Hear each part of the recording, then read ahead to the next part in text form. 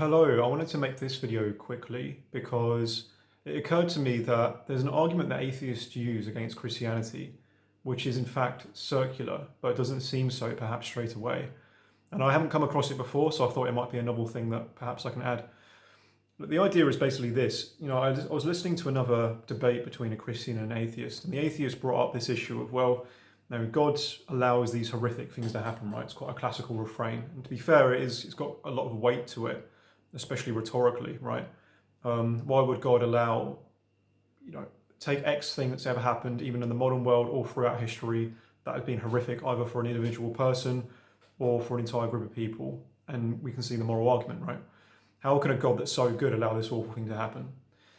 And then what invariably happens is the Christian will bring up a lot of the classical arguments, which are all valid, right? So the argument from free will, the argument from our fallen nature, the argument from God allowing us agency to do evil, evil being a privation of good, not its own an element in its own right, all these kind of things.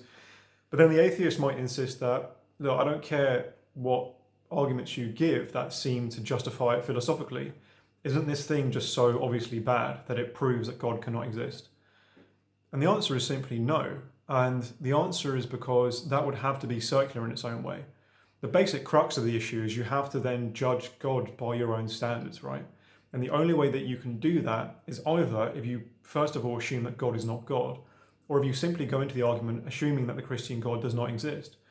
It's fine, like you might just conclude that the Christian God does not exist, but then it means that you're starting with your conclusion and then reaching your conclusion from that, okay? So the idea would be, look, this one thing is so horrific that it cannot possibly justify God cannot possibly justify it, I suppose would be the main idea, right? Whatever you say God is, like, the idea that he can allow this thing to happen, no, I'm not going to believe in him. And the idea then, again, is like, well, that means that you're taking your own morality and you're saying, well, God is secondary to that. I know enough about good and evil, the cosmic balance of things, basically, and what's going to happen throughout eternity, that I know this one thing cannot possibly be justified. And so I'm taking my own morality or a morality I've learned from someone else and I'm judging God by that. But then if you did for a moment assume that God is who he is, then you'd recognize that your rules do not apply to him. Indeed, the exact opposite is the case for a Christian. His rules apply to us. We at no point ever judge God's morality. We let him be the decider and then we bend to his rules. We don't create them. I suppose that's the main difference. And so the idea that you could make God bend to your rules is you would have to assume that God is such a being, well, like I said, he's not God, right? He's not divine, he's not infinite, he's not perfect, and therefore he's such a lesser being that you, by your own human standards, could judge him. I'm not even trying to attack someone's character here. I'm not even trying to make it sound like it's an argument out of, well, it technically is an argument out of arrogance, but that's not even the point. The point is, again, you're starting with your conclusion. You can only make that argument if you assume that God doesn't exist. Because if you do assume that he exists, even if it's just for the sake of argument, then it just doesn't apply. It's not an anti-Christian argument. Because if Christians go with the assumption that God exists, and he's the one that makes the rules, your counter-argument is, yeah, but by my own rules, which are not God's, he falls short. It's like, okay. But then you're not the one who writes the laws of morality, right? So you have to start from where you're, you have to finish where you're starting, basically. God cannot possibly exist, or the Christian God cannot possibly be the one who makes the rules. Therefore, I know by the rules that he hasn't made that he's wrong. It doesn't work. Of course, you could bring up a couple other issues like, well, but isn't it just simply inconceivable, some of these things that we come up against? It's inconceivable that there's any place in God's scheme for them. And again, it's like, unless you've, assuming God does exist, unless you're the one who wrote the laws of the universe and has borne witness to the entirety of eternity, then in what position are you to say that? None of us are, right? But then you could even, just for argument's sake, use your imagination and say, well, maybe if eternity exists, right?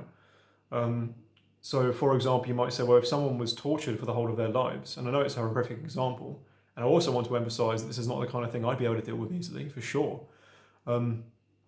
But again, just looking at the logic of it, if someone did suffer for the whole of their lives, but suffered unjustly despite the fact that they are a justified and good person, and they were right in the eyes of God, then if they were then given an eternity of heaven afterwards compared to their one life, even if it was a whole life of suffering, because eternity would be so much larger than that, then it would be, therefore, convincing, maybe not, provable to you just in the course of that conversation, possibly not, but conceivable. Is it a conceivable justification that eternity makes up for what happens on earth? It's conceivable, at the very least. Again, much clearer to see perhaps through the eyes of God, which we don't have. And then the other thing you could say is, well, what if we, instead of judging God by my own personal standards, that's not in fact what I'm trying to do. Instead of what I'm trying to do is I'm saying there's an objective morality which we all recognize, and we're just trying to hold God to that standard. So as if there's an objective morality which both the secular world and the religious world fall under. Indeed, that would actually be the rule of God though, right?